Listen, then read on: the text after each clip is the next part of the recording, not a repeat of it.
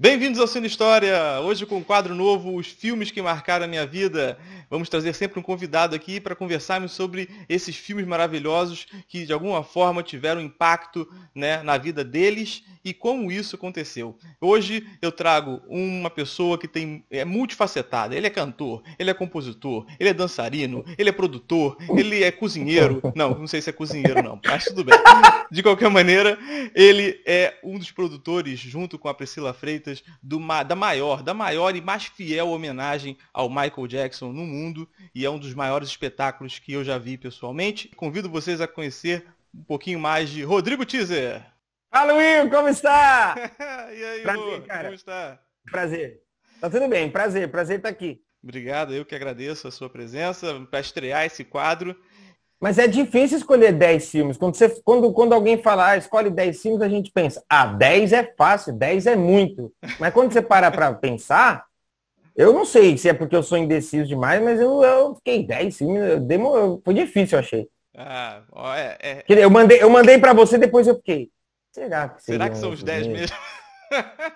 Mas Bem, a gente vai ver. O meu critério se manteve. Se você trocar no meio do caminho, você me avisa. Não. Sabe qual foi o meu critério? O meu critério foi: toda vez que passa esses filmes, eu paro para assistir. Independente de quantas vezes. Então eu falei, acho que é um bom critério. Isso é importante, realmente. É um bom critério. E o primeiro da lista é de 1982, então eu vou colocar ele aqui na tela para a gente conversar sobre ele. E tá aí, ó. Rambo, programado para matar. Sim. Esse aqui cara... teve mais, acho que 4 continuações, se eu não me engano. Né? Teve mais 4. E você separou esse como um dos 10. Me explica um pouquinho por que você separou esse filme primeiro. Eu separei o Rambo 1 porque eu acho que como roteiro, como história, é o que é melhor mesmo, porque o Rambo acaba tendo um porquê, né? É explicado que o cara, na verdade, ele tem um trauma, né? Ele tem um trauma de guerra e fala de um assunto que, assim, quando era... Por isso que eu acho engraçado. Quando eu era criança, eu só gostava do Rambo porque eu gostava do Rambo. Eu falava, mano, esse cara é incrível, ninguém pega esse cara, ele é incrível, olha só. Depois eu fui entender que, na verdade, ele é um cara traumatizado que não consegue se ressocializar. E aí eu descobri uma nova camada desse personagem, né? É verdade. Porque o Rambo, ao longo dos anos, ele acabou se tornando um personagem meio banal. E assim, para um cara dos anos 80 como eu, ele virou desenho animado, virou brinquedo. Então, o filme que tinha um peso e uma história foi suavizado com essa outra questão, né? Do desenho animado, do brinquedo. Mas foi o filme que me fez, assim, eu gosto demais do Stallone. Tipo, eu acho que o Stallone é, sem dúvida, um dos atores que qualquer filme que ele lança eu vou assistir porque é o Stallone. E isso aconteceu por conta do Rambo, e especificamente desse filme, que eu achava incrível, assim, achava muito, sabe... Eu lembro que eu era muito criança, minha mãe odiava que eu assistia esses filmes. Mas você comentou dos brinquedos, né? Que ele virou brinquedo, virou um monte de coisa, né? E olha o brinquedo da época. Então, na época, a gente era muito... Olha o brinquedo! Olha o brinquedo da época que a gente adorava, né? Era uma faca, um revólver. Hoje, totalmente politicamente incorreto, né? Não, olha isso. O garoto propaganda do brinquedo é um cara com uma lança-míssil, uma bazuca na mão. E assim, eu entendo que ao longo dos anos a gente precisou reavaliar as coisas, essas questões todas, mas eu acho que acima dessa questão, a educação sempre vai vir em primeiro lugar. E eu sempre falo isso porque eu fui uma criança que, assim, os meus filmes de criança, além desses todos que vocês vão conhecer, era Rambo, eram os filmes do Schwarzenegger, era Platoon. Tinha uma influência muito grande desse tipo de herói herói nacional. Na verdade, a gente sabe que essa época dos anos 80 tinha uma rivalidade muito grande entre a União Soviética e os Estados Unidos. Então a gente tinha muitos filmes patriotistas, né, dos Estados Unidos que exageravam, e que tinham essa colocação do herói nacional, né? Tanto que tem uma cena muito clássica do Rambo, eu vou colocar aqui, essa cena dele sendo, né, ali abordado, né, pela polícia local. Sim. E aí você vê na bandeira dos Estados Unidos, né? Você vê a bandeira dos Estados Unidos ali na camisa, né? E então tem esses detalhezinhos, né, que são de uma geração, são de uma época em que faz todo sentido. Verdade. Né? Então era um cara que tinha vivenciado experiências traumáticas na guerra do Vietnã, né? Então tinha toda uma questão também ali do pós-guerra, né? Sim. Que era o que vendia na época, mas eu lembro que minha mãe, ela não gostava que eu assistisse esse tipo de filme, mas eu assistia muito.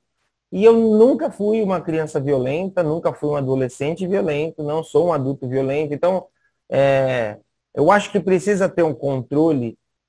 Sim, do tipo de filme e brinquedos, mas eu acho que o exagero do controle acaba criando um distanciamento de uma realidade. Eu acho que a educação vem antes, sabe? Uhum. Porque eu era uma criança que adorava brincar de metralhadora, os bonequinhos eram desse tamanho, o boneco era desse tamanho, vinha com um pack de metralhadora e revólver, que você fala, Jesus amado. O diretor, que é o Ted, o nome aqui é Ted Kotcheff.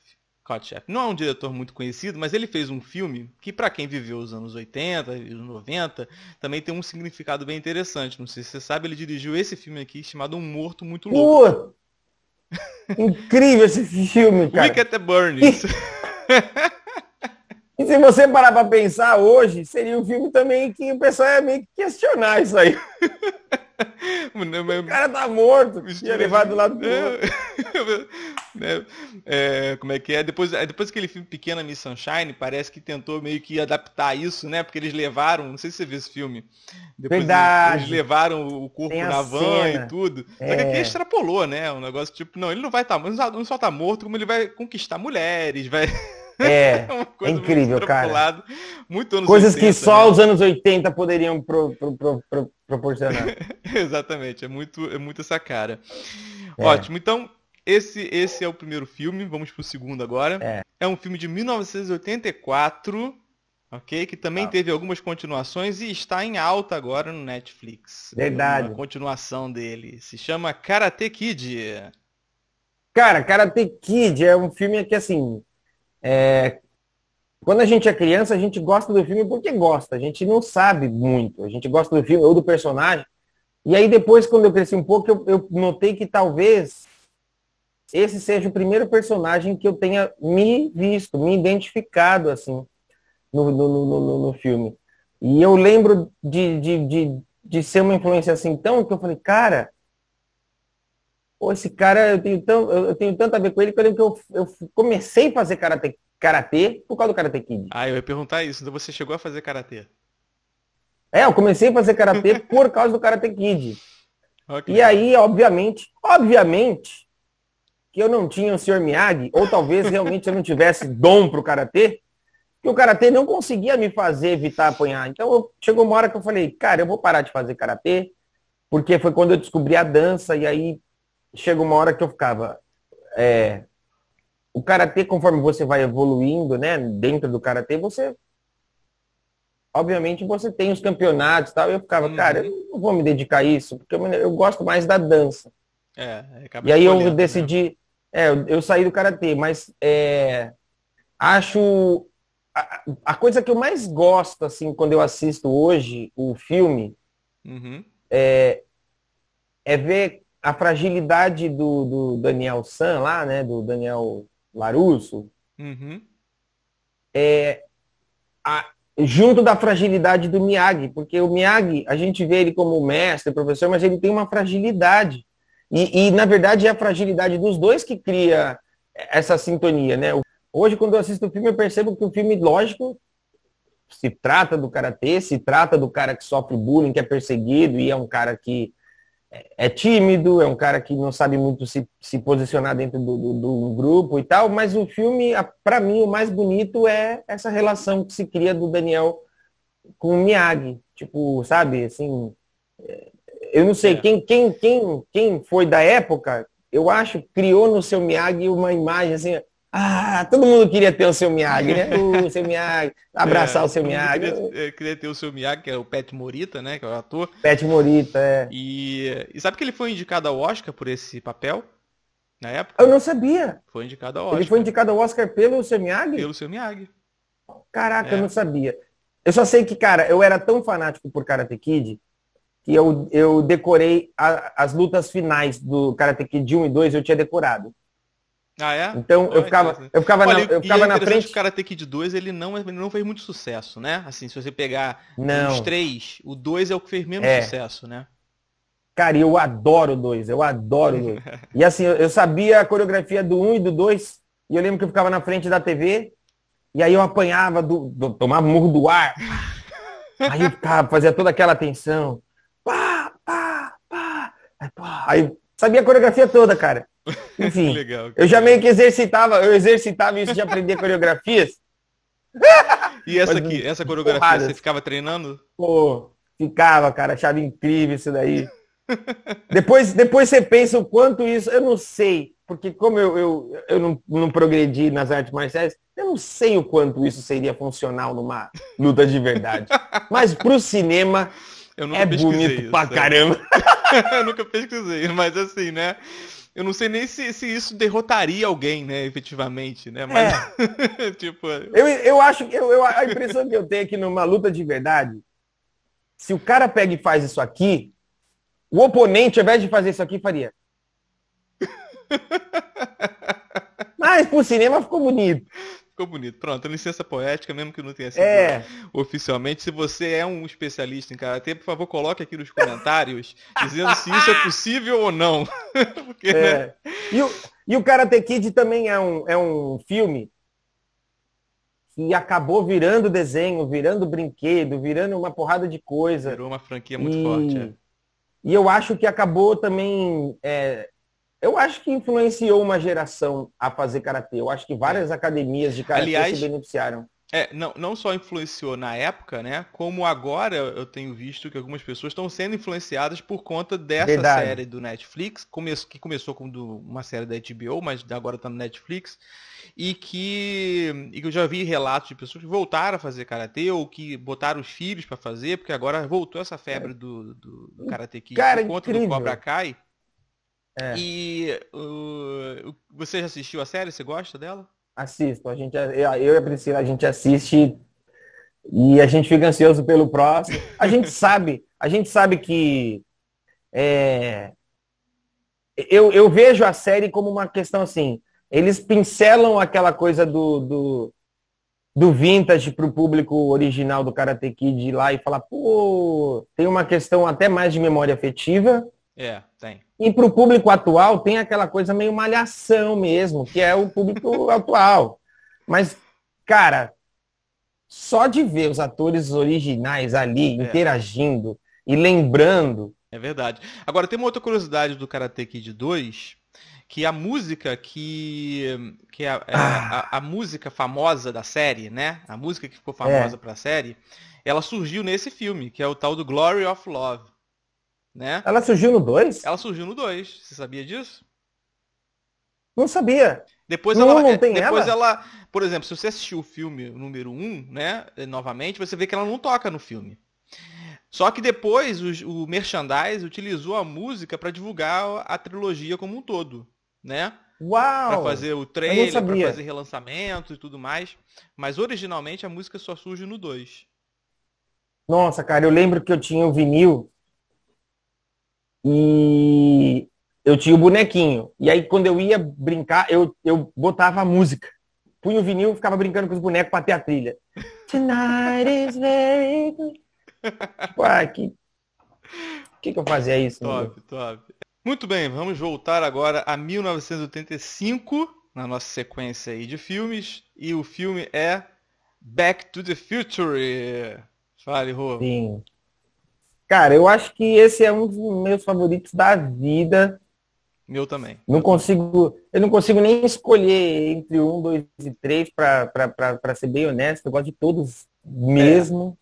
Aqui eu botei a capa do 1, mas Sim. vamos considerar como uma trilogia, né?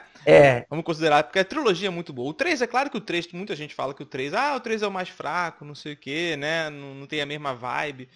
Mas é assim, ainda tem um charme ali, ainda tem um quê interessante, porque a forma como ele mistura os três é muito bom, né? A forma como todo o enredo se passa, você vai acompanhando, você vê as referências. Não, e eu acho incrível, tipo, eu sempre vejo a galera falar, e o 3, mas eu acho incrível como os caras conseguiram fazer, que depois se tornou uma coisa até. O cinema repetiu essa fórmula várias vezes, de você viajar no passado e voltar mais e fazer arcos se ligarem, hein? Cara, é tipo, sei lá, a Bíblia da viagem no tempo é essa trilogia aí, cara. É incrível, é incrível. Aquela cena do 2, acho, que reproduz a cena do 1, que ele vê de fora o que acontece no 1.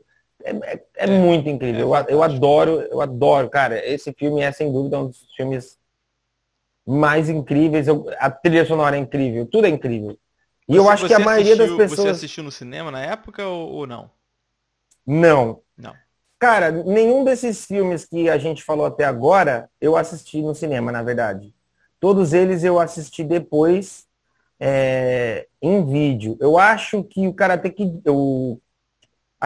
Kid 3 e o De Volta para o Futuro 3 eu consegui ver no cinema. O grande barato De Volta para o Futuro, até pra gente hoje em dia, é porque ele tem uma compilação de referências dos anos 80 tão forte. Incrível. Né? Uma das coisas interessantes pra gente começar a ver também é isso aqui, que é a trilha sonora, né? A música The Power of Love também é muito icônica, né? É incrível.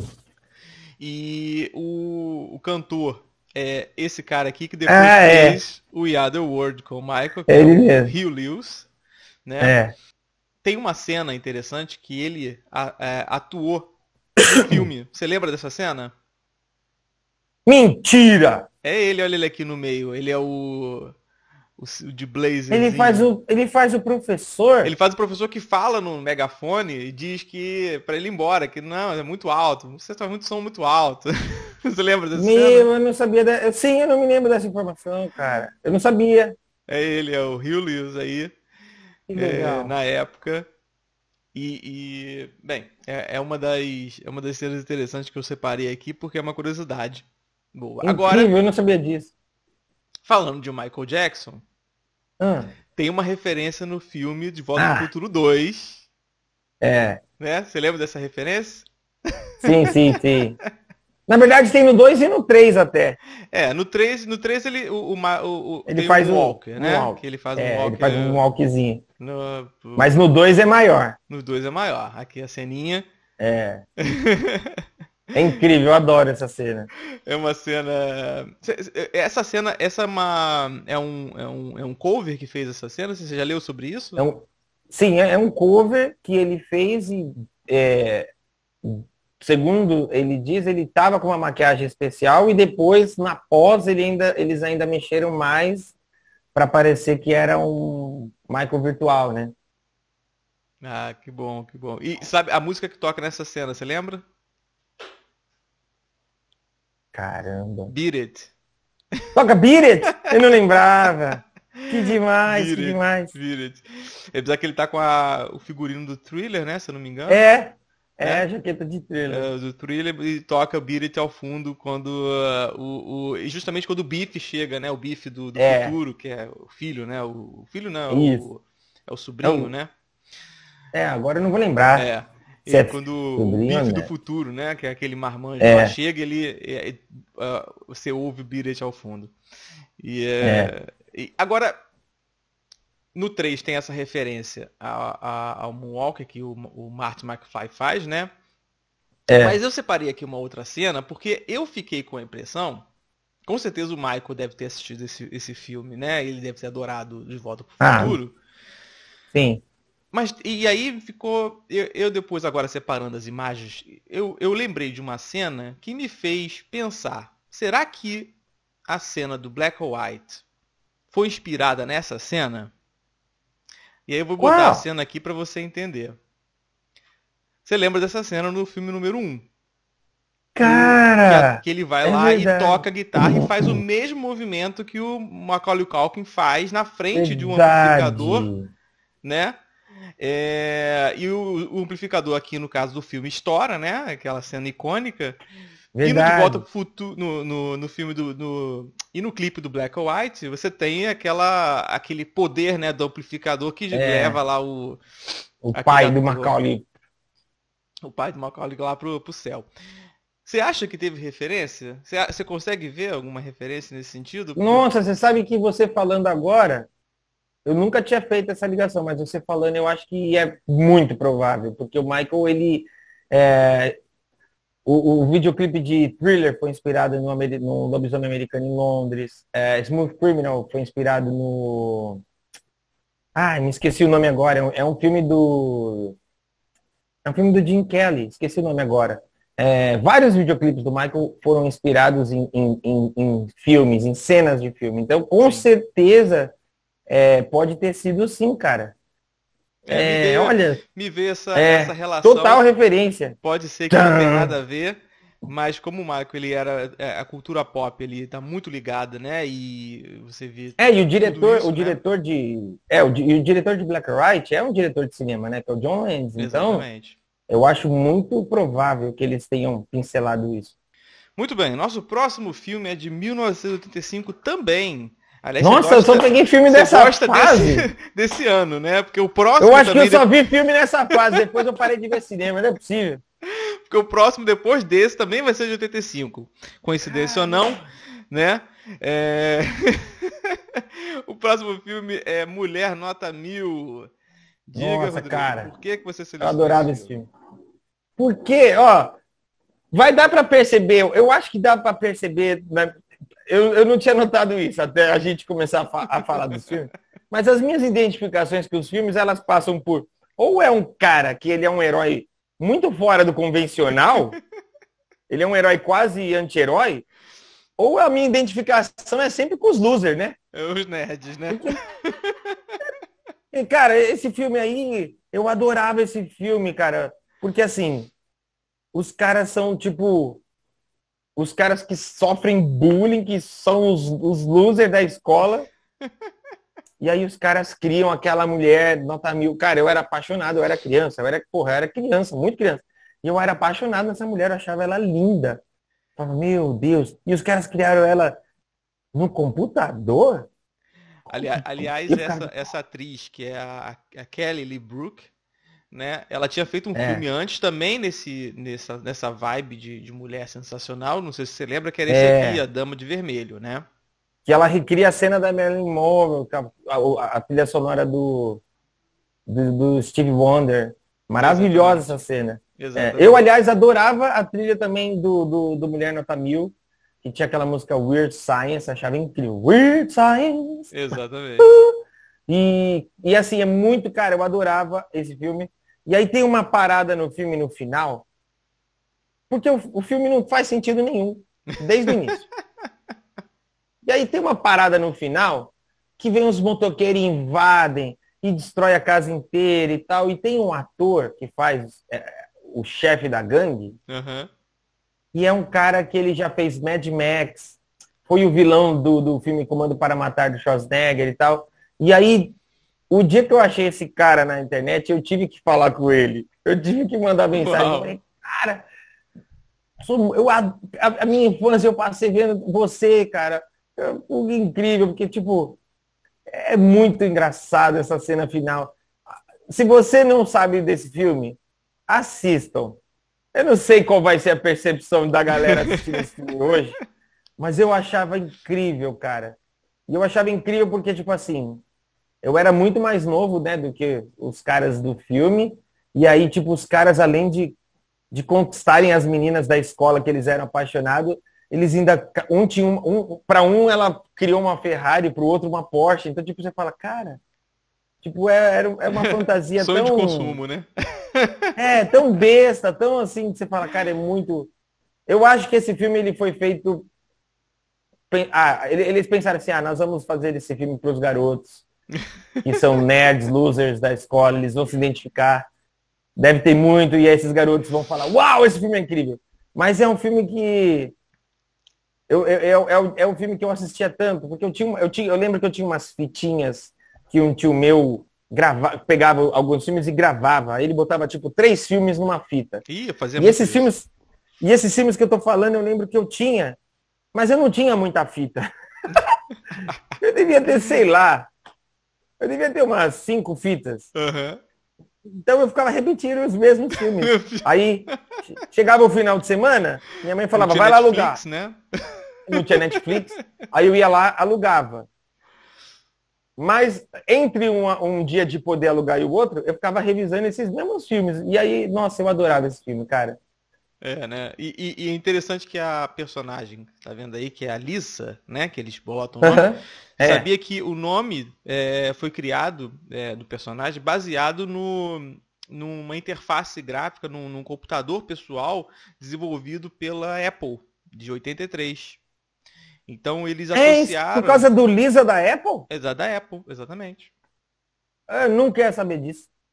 Foi inspirado nisso. Aliás, esse ator que está aí do lado da Lisa, né? Que é o Anthony Michael Hall. Ele tem outro. Ele fez vários filmes depois dessa geração, mas tem um especial que eu gosto bastante também, que é esse aqui, Eduardo Mãos de Tesoura. Nossa, cara, esse filme é maravilhoso. Maravilhoso. Tá aí também, Eduardo Mãos de Tesoura é um filme que também, toda vez que passa, eu assisto. Esse eu vi no cinema. Não dá pra não assistir, Esse eu vi no cinema. Se eu não me engano, é a última atuação do Vincent Price, que faz a voz de Thriller. Isso. E é maluco também, tipo, eu lembro de ver o personagem do Johnny Depp e falar, cara, tipo, é tão nítido. Eu lembro que eu era criança e eu lembro de pensar como é nítido que eles estão usando a estranheza dele para mostrar uma faceta do próprio ser humano, sabe assim? Sim. Esse filme, pô, caramba, olha, ó, se eu tivesse lembrado desse filme, ele ia ter entrado na lista. Não dá, cara. Pronto, lembrei pra você, mas é bom que a gente comenta sobre também esse filme. Vamos falar uma curiosidade do Eduardo Mãos de Tesoura? Sim. Que é uma curiosidade constrangedora. O Eduardo Mãos de Tesoura foi o primeiro filme que eu fui no cinema assistir, porque foi um convite de uma garota. Mas eu era muito criança. E eu fui, sentei, assisti o filme, levantei e fui embora. E deu tchau. Eu não sabia que quando a gente ia no cinema, tinha uma segunda intenção. Então, eu era tão criança e inocente, que eu lembro que eu fui, sentei, assisti o filme, levantei e fiquei tipo, muito bom esse filme, incrível, pá. E acabou, fui pra casa. Falei, muito obrigado por esse convite. Obrigado muito pelo legal. Convite. Até a próxima. Muito bacana você ter me feito esse convite. Muito lerdo. Pronto, é a representação dos garotos de Mulher Nota 1000. Pronto aí. Pronto. Agora ficou claro por que eu escolho esses filmes. Fantástico. E o próximo também, da lista, também que é de 85, também tem a ver com losers, ou nerds, ou né, loser é politicamente incorreto falar, né? Mas assim, tem a ver com aqueles deixados de lado, e é um filme também que eu adoro. Vou colocar aqui na tela. Os Goonies! Putz, não. Os Goonies, cara. Os Goonies, nosso favorito também aqui. Fantástico filme. Uma coisa que eu também, assim, percebendo agora, você falando as datas dos filmes, nenhum desses filmes como eu te falei, eu não vi no cinema. Uhum. Então, nenhum desses filmes eu vi na data do lançamento. Eu acho que todos esses filmes eu já tinha aí meus 8, 9 anos. Então, eu vi bem depois do lançamento. Mas os Goonies, cara... Os Goonies é um dos favoritos aqui de casa, que a Priscila também gosta muito. Aqui também, eu e a Silvia gostamos muito desse filme. Cara, eu acho que apesar da Silvia não querer ver filme antigo mais, entendeu? Então... Ah, é? Putz, cara. Mas Goonies ela já reviu depois de... A Priscila também tem isso aqui. Às vezes, que filme a gente vai ver? Aí às vezes eu falo, vamos ver Goonies. Mas a gente já viu. Eu falei, eu sei que já viu, mas e aí? Não, vamos ver um mais novo. E às vezes eu tenho que, tipo, convencer. Mas, mas eu queria ver o Superman de... esse eu sei, ó. Esse eu sei, ó. Eu consigo convencer a Priscila a ver comigo. Goonies. Quando acabar a lista, eu falo quais eu consigo convencer. E quais não tem conversa. Ela não vai assistir comigo de novo. Mas Goonies ela gosta. E Goonies eu acho que, Goonies tem uma coisa assim... Cara, todo moleque que assiste Goonies, e eu vejo assim, até pelo meu irmão, que é uma geração já depois da minha. Quando você assiste Goonies, você fala, caraca, eu queria ter uma galera dessa, eu queria, sabe, você, já pensou você ter amigos e viver uma aventura, assim, é muito incrível, Goonies. Tem uma coisa ali do sair, né, da aventura, né? E assim, o elenco acho muito bom, assim, acho os caras, a molecada engraçadíssima. Muitos anos depois, fui descobrir que o Michael tem até uma historinha em relação a uma das cenas do filme, que eu nem... eu separei essa curiosidade. Já que você tocou no assunto, eu vou falar. Vou falar então. Tá. Ok. Tem realmente, tem duas grandes referências, né, ao Michael nos Goonies, né? Uma é uma cena direta, que é feita pelo Gordo, né? O que no Brasil foi chamado de Gordo, né? Na Gordo. dublagem. Eu não sei o nome original de nenhum.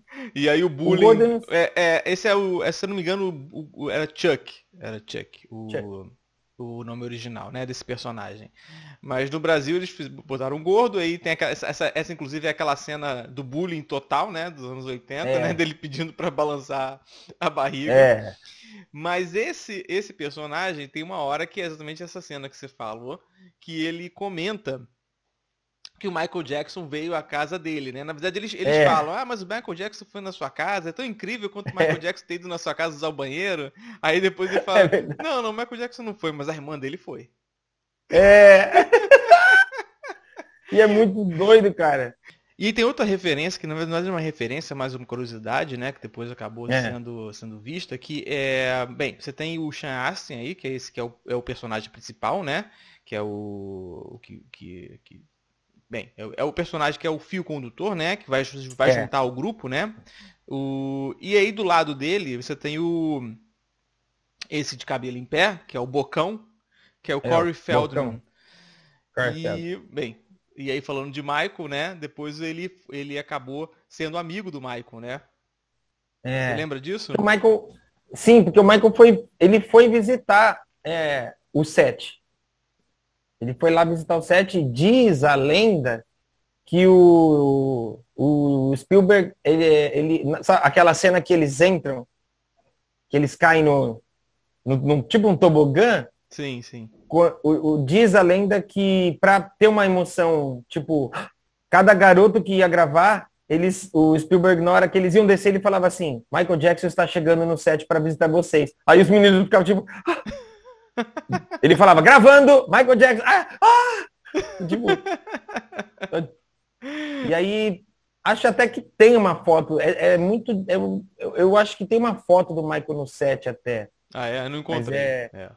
Não, mas eu acho que essa foto eu só vi uma vez, justamente numa entrevista do Corey Feldman, que passou na TV a foto. Nunca achei a foto mesmo. Mas cara, eu adoro esse filme também. Acho incrível esse filme. Tem um elenco bem legal, né? Um entrosamento ali bem interessante. O próprio Sean Astin, que eu já comentei aqui, né? Que é esse que é um dos principais, né? Que a gente considera o principal. Ele depois virou, né? Um outro personagem muito famoso no cinema, que foi o Sam, do Senhor dos Anéis, né? E tem um outro filme que eu gosto muito dele, que é Como se fosse a primeira vez, né? Que é o Fifth First Dates. É muito bom. Que ele também participa e é fantástico. Também é muito bom. Ele é incrível. Tá bom. Muito bem. Próximo filme de 1987, o Aí. cara de aço chamado Robocop. Ah, cara, putz, eu gosto demais. Também é o tipo de filme que eu lembro que minha mãe não queria que eu assistisse, mas, cara, eu gosto demais desse filme. E é um filme que achei o reboot péssimo. É, Ah, eu, ok. eu tenho que ser justo. O reboot, ele não é péssimo. O reboot, ele trata até do fator humano de uma forma mais realista do que o filme original.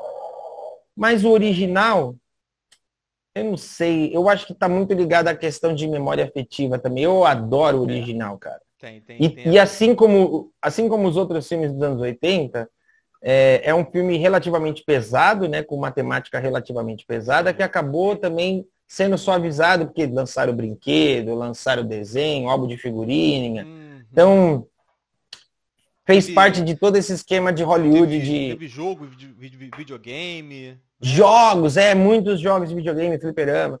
E assim, depois quando a gente cresce e fica adulto, a gente fala, cara, tem muito furo nesse filme.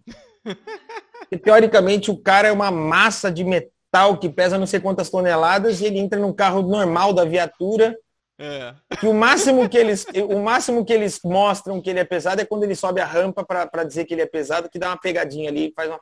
É. Mas, cara, Aliás, você falou dessa coisa de entrar no carro com a armadura. Você sabia que para as filmagens ele não conseguia entrar com a armadura toda no carro? Ah, é? Porque É. não faz nem sentido, Eles não tinham que tem como tirar a ele parte sim. de baixo, então as cenas que você vê do Robocop É só daqui pra cima. da cintura pra É. cima, porque ele não tava com a parte de baixo da armadura, não dava pra É tipo entrar. aquela. É tipo aquela lenda do Cid Moreira dos anos 90, que ele só usava o terno daqui pra cima, daqui pra baixo era bermuda. É o Exato, Robocop. exato. Faz sentido. Então essa cena que você está vendo aí, que é um dos cartazes mais icônicos, né, também do É. filme, ela foi só Ele só criada pro podia sair só cartaz. Era só isso aí. essa Robocop. parte. Vamos a 1988 agora com um filme também que é um dos meus favoritos. Chama-se Um Príncipe em Nova York. Esse é um dos meus favoritos da vida, cara. Esse filme tem muita referência ao Michael, mas eu não quero falar do Michael ainda, eu quero Tem, falar do filme em si. Qual o sim. impacto que o filme teve pra você? Por que você botou ele na lista? Fale um pouquinho, Rô. Cara, eu nem sei te falar assim exatamente qual é o impacto. Eu acho que é tudo tão redondo, é tudo tão perfeito nesse filme, cara. Sabe? E acho que as questões que depois foram, né, que se tornaram tão pertinentes, que a gente fala, questões de xenofobia, questões raciais, questões, enfim, ali nesse filme era um período onde isso não era debatido. Então isso é colocado de uma forma tão sutil É, que hoje, quando você vê, você fala, caramba, os caras já falaram disso lá. Sutil, mas falaram. Mas é que é um filme que eu acho engraçado demais, o roteiro é bom demais, o Ed Murphy tá incrível, o Arsenio Hall tá incrível.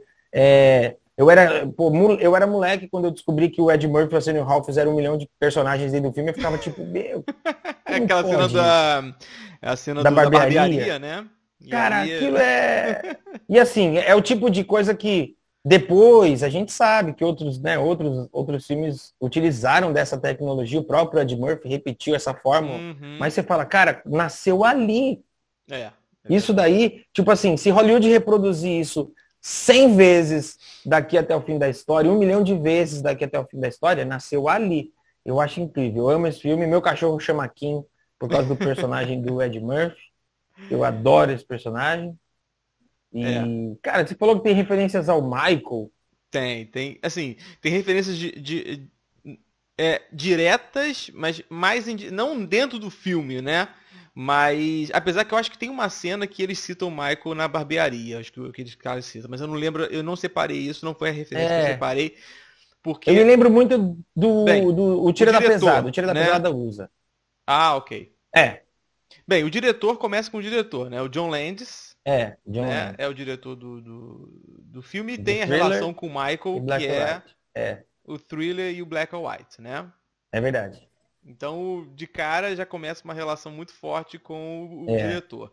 E esse é verdade. diretor, né, é interessante porque ele tinha feito Lobisomem Americano em Londres, né? Que foi o filme que serviu de inspiração para fazer o Thriller, né? A concepção visual da transformação do Michael em lobo, tava tudo ali, porque o diretor ele tinha acabado de 81 de fazer o filme, então ainda estava muito, muito forte.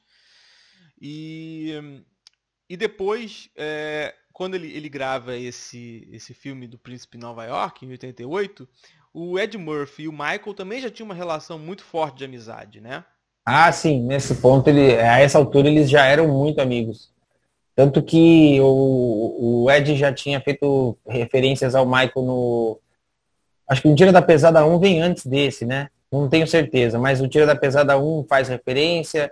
O Ed Murphy o Ed Murphy tinha, né, um show de humor que ele viajava de stand-up que tinha um bloco só sobre piadas do Michael. Então eles eram bem amigos nessa época. Eles chegaram a fazer um clipe depois juntos, né? Fizeram, Ed Murphy lançou um disco, e aí em 92, se eu não me engano, eu não sei se foi lançado em 92, mas foi gravado em 92 o videoclipe da música What's Up With You. Já fazendo referência ao WhatsApp. WhatsApp. Você gosta dessa música? Ou do clipe? Eu adoro essa música. O clipe é bem simples, na verdade. É isso que eu ia falar, o clipe é bem simples, né? Ali a grande força mesmo são os dois, né? Juntos, né? Porque, assim, dizem que a gravadora não apostava musicalmente no Ed Murphy, aquilo ali era até mais uma realização pessoal dele. Uhum. Então não tinha, né, obviamente, o investimento, né? A gente está falando de uma época que a gravadora não é igual hoje, que a gravadora... Eles não ligavam. Hoje as gravadoras estão quebradas, mas ela ainda tem várias formas de tentar atingir o público por redes sociais, plataformas, programas de TV, videogame. Naquela época era tudo muito... Cara, nosso dinheiro vai ser muito bem investido num single, esse single tem que ser lançado, ele é um produto com... Enfim... Então a gravadora não investiu tanto. Se eu não me engano, tem uma música ainda no disco do Ed Murphy, que é o Ed Murphy e a Naomi Campbell. Uau. Não tenho certeza, mas acho que é. Então agora vamos para 1996. Vamos mudar de década. Finalmente sair de 84 e 85. Exatamente. E agora então o filme também de um ator muito querido dessa nossa época, que é o Robin Williams. O filme é Jack. Eu pensei que você ia escolher Uma Babá Quase Perfeita, ou Hook. Por que Jack? Cara, muita gente acha que o filme Hook... Na verdade, até o filme Hook tem uma relação com o Michael, porque diz a lenda que o roteiro inicial foi feito lá no meio dos anos 80 e cogitaram que o Michael participasse. E aí o roteiro foi mudando. Quando o roteiro chegou no ponto final, já não cabia mais.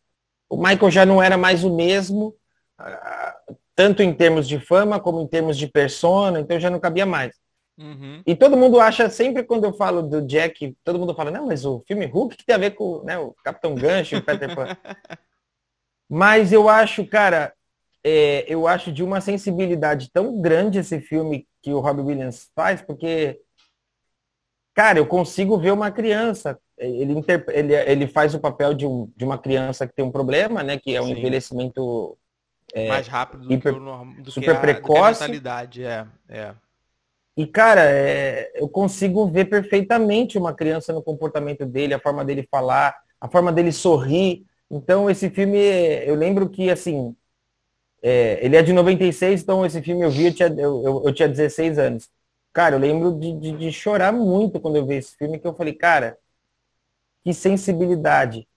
E aí descobri, muitos anos depois, que o Michael ficou tão tocado com esse filme que convidou o Robin Williams a visitar Neverland com a família e tudo mais. Que ele falou, cara, tem que ter muita sensibilidade para captar o comportamento da criança e o olhar, né? O Robin Williams, ele olha.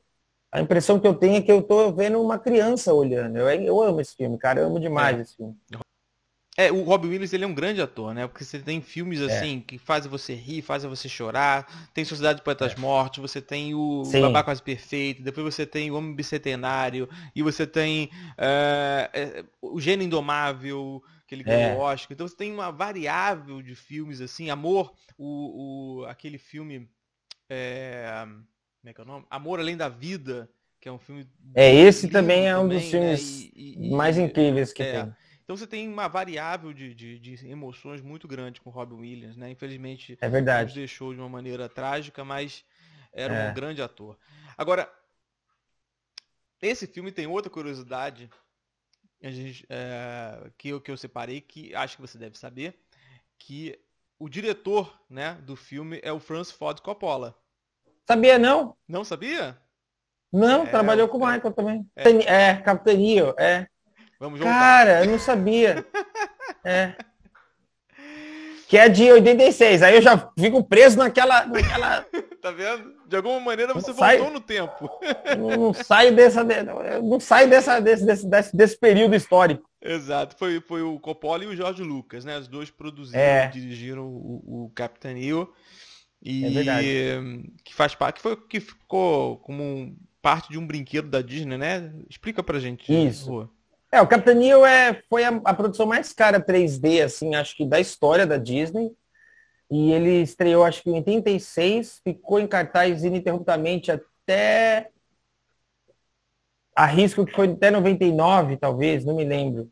E aí saiu de cartaz, depois que o Michael se foi, voltou e saiu agora, tem acho que 4 anos. E aí nesse retorno que teve depois do Michael ter partido, ele já voltou, já remasterizado, totalmente repaginado, com uma tecnologia 3D muito mais atual e tudo mais. É um dos produtos, inclusive, que os fãs do Michael já fizeram até petição online para que a Disney lance uma versão 2D, né, obviamente, em home video. E agora, eu sei que está começando uma movimentação de novo dos fãs do Michael para que seja incluído o catálogo no Disney Plus, né? Ok, continuando nos anos 90, vamos para 98 agora. Achei que eu ia voltar para os anos. E o filme é Armageddon. Putz, cara, eu amo demais esse filme, sério. Eu arrisco dizer que esse filme foi um dos filmes que eu mais vi na vida, sabia? É mesmo? No cinema eu lembro que eu fui ver ele umas 4. Uau! E aí, eu lembro que minha mãe ficou brava comigo, porque na época tinha DirecTV. Uhum. Lembra que existia esse serviço? Ainda no início. E podia alugar filme no DirecTV. E aí eu lembro que aí eu aluguei mais umas 3 vezes na DirecTV. Até que aí nem tinha DVD na época, era VHS, minha mãe arranjou um jeito e me deu o VHS, falou, toma essa merda, pare de gastar dinheiro com esse filme. Não gasta mais dinheiro vendo esse filme. Cara, eu gosto demais desse filme, eu não sei explicar exatamente, eu acho que eu sei o que eu gosto desse filme, porque assim, a gente tem um olhar para o super-herói, que é um olhar que a gente projeta quase um sonho, né? Uhum. O herói tem essa coisa na nossa cabeça, né? De você falar, cara, isso é intocável, isso é inatingível e tal. E eu gosto do Armageddon porque o Armageddon pega pessoas completamente comuns, improváveis, cheias de erro, cheias de falha, e colocam elas numa situação de herói. E assim, ao contrário do que se torna, tipo, né? A gente vê nos Vingadores, Liga da Justiça, esses filmes, dá tudo errado pros caras. Tipo, dá tudo tão errado que o principal cara, o líder, acaba tendo que ficar lá pra morrer pra salvar. Então, tipo, é um baita filme, cara. E eu gosto muito de como eles usam... É engraçado o que eu vou falar, porque é a minha leitura do filme, tá? Então, se vocês não concordam, não me julguem. Mas, no final das contas, apesar do filme se tratar de uma catástrofe, né? Um asteroide que vai se chocar com a Terra, para mim é um filme de amor.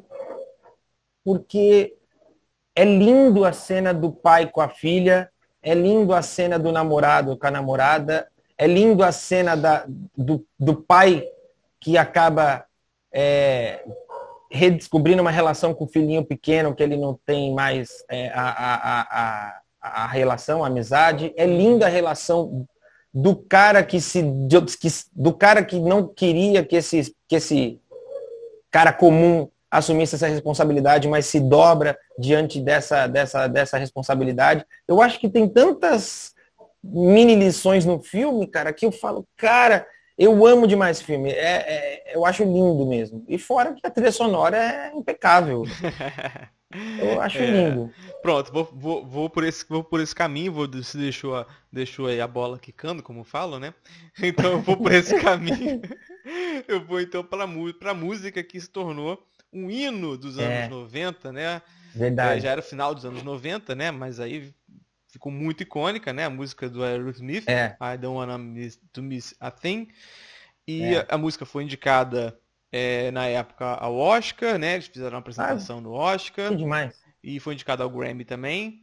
Mas o grande barato é que o cantor, né? O vocalista do Aerosmith, né? Que é o Steven Tyler, né? A filha dele está no filme, né? Então essa relaçãozinha é interessante, porque ele brinca com isso no clipe, não sei se você lembra do clipe, ele brinca com isso como se ele fosse ali. Pô, fico até arrepiado de lembrar, cara, tanto que eu gosto desse filme. Se ele estivesse interagindo ali, né? E aí ela junto com o Ben Affleck. Vamos agora para 2009, falar de um filme também de catástrofe, chamado 2012. Eu só vou em herói, nerd ou catástrofe. Mas é que eu gosto muito desse filme também. Por que você gosta desse mais do que outros? Porque nessa época lançaram muitos, inclusive esse diretor, que é o Roland Emmerich. Ele já tinha feito Independence Day, já tinha feito Soldado Universal e já tinha feito O Dia Depois do Amanhã. Que parece o Dia Depois de Amanhã também eu gosto muito. Parece muito com 2012, mas só que com razões diferentes, né? Explica um pouquinho por que esse está na lista. Porque eu acho que 2012, eu acho que esse filme ele retrata o caráter humano. Se acontecesse uma catástrofe nesse ponto, nesse sentido, eu acho que a raça humana seria exatamente o que está nesse filme. A forma como o jogo político, a forma como o jogo de poder oculta das pessoas, tipo assim, as pessoas vão ter como se salvar? Não. Então deixa que elas descubram que não vão se salvar na hora. Então eu acho que esse eu vi no cinema e eu lembro de sair do cinema atordoado. Eu lembro de sair atordoado, que eu ficava pensando, meu Deus, se for acontecer um negócio desse, é certeza que eu vou ficar sabendo na hora. Porque eu não tenho dinheiro para comprar minha ida lá, não sei quantos bilhões por pessoa. Eu não tenho relação política nenhuma. Se eu tiver, eu moro em Guarulhos. Não vai ter relação nenhuma, porque quem vai saber é o cara da Casa Branca. Então, mas eu acho que ele atingiu o Rio de Janeiro primeiro, então acho que de repente você se salva. Não, mas eu lembro de ficar pensando, eu lembro, sabe, porque é o tipo de filme que, ok, é um entretenimento, você assiste lá a coisa toda destruindo, você faz, uau, meu Deus, olha que cena incrível. Mas depois você fica pensando, você fala, tirando toda a questão da família, tem uma coisa no filme 2012 que eu tenho que dizer que me incomoda um pouco. Que é assim, tem uma cena da limusine, que a limusine vai lá na rua, daqui a pouco passa, pula buraco, isso aqui. Eles repetem essa mesma piada no trailer. Aí depois a família pega um aviãozinho pequeno que vai fazendo, aí sobe. Aí quando eles pegam o aviãozão grande, repete a mesma piada. Então, tipo, isso é a única coisa que eu acho meio chato no filme, que é meio que eles repetem a situação. Mas eu adoro esse filme porque primeiro tem um cara que ele sabe que isso tudo vai acontecer, e aí ele é descredibilizado, colocado como um louco, como um maluco. E aí eu fico pensando justamente isso. Se nesse momento soubessem que vai acontecer isso com o planeta Terra, com certeza os chefes de Estado estariam decidindo que, para não criar uma comoção mundial, deixa a galera saber na hora.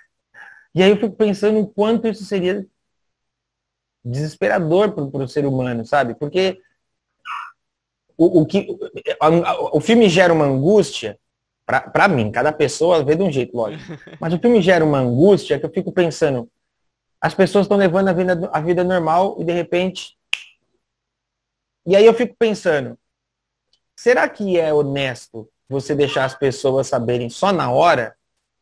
Ou será que é honesto avisar para que essas pessoas tenham pelo menos a chance de agradecer às outras pessoas e se despedir delas, sabe?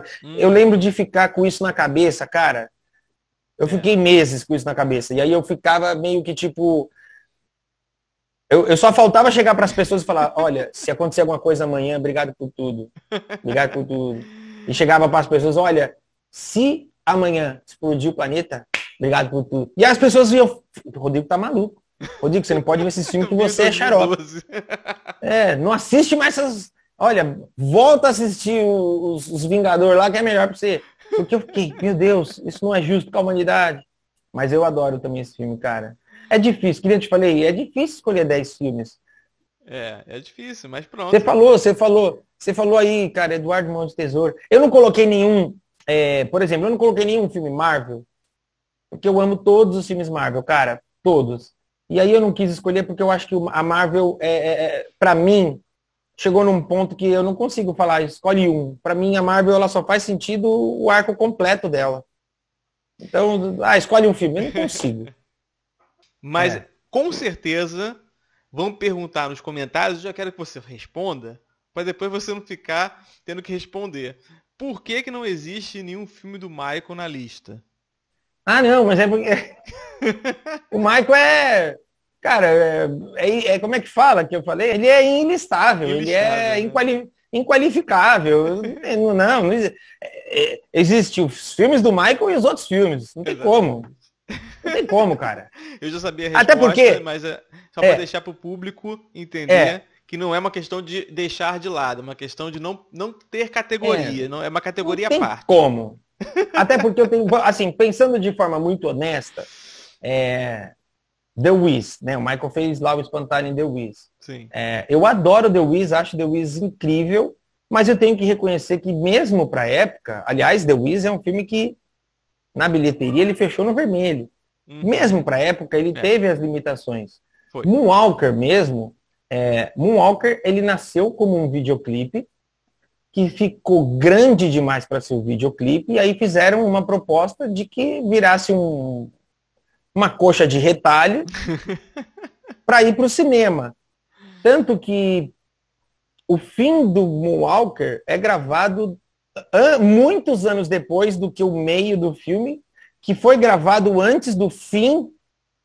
Então, você tem uma transição de imagens do Michael que não faz sentido, mas é porque Moonwalker, a gente sabe que Moonwalker ele foi um pretexto, digamos assim, para que vendesse os videoclipes do Michael e vendesse uma pilha de produtos que foram lançados depois, né, cara? Teve brinquedo, chocolate, videogame, livro, camiseta, livro, desenho, negócio de colorir, gibi 3D, tudo que se imagina. Mas o Michael tem um filme muito bom, mas também não dá para entrar na lista porque é um curta, é um média-metragem que é o filme Ghost. E ali verdade. Tem um roteiro bonitinho, assim, é muito bacana, é muito coeso. Mas também não dá, né, diante desses filmes aí. Mas é uma categoria à parte. É uma categoria à parte. É uma categoria à parte. Existe a categoria ilistável Michael Jackson. Essa categoria tá fora de questão. Pronto. Um dia a gente então faz um especial, né, dessa trajetória do Michael no cinema e de repente faz um especial de Cine História para isso. Rodrigo, prazerzão ter você aqui. Prazer foi meu. A gente é parceiro e estamos juntos, mas é sempre uma honra falar com você. Não, obrigado. Me diverti muito. Espero que tenha sido divertido para vocês também que estão aí assistindo. E fiquem aguardando aí agora quem será o nosso próximo convidado para esse quadro, os filmes que marcaram a minha vida. Fico aqui. E eu espero vocês nas minhas redes para falar se vocês assistiram o filme e o que acharam. Exatamente. Sigam o canal. Sigam o canal desse cara. Que tem vídeo 3 vezes por semana. O meu que diga. Valeu, pessoal. Até a próxima.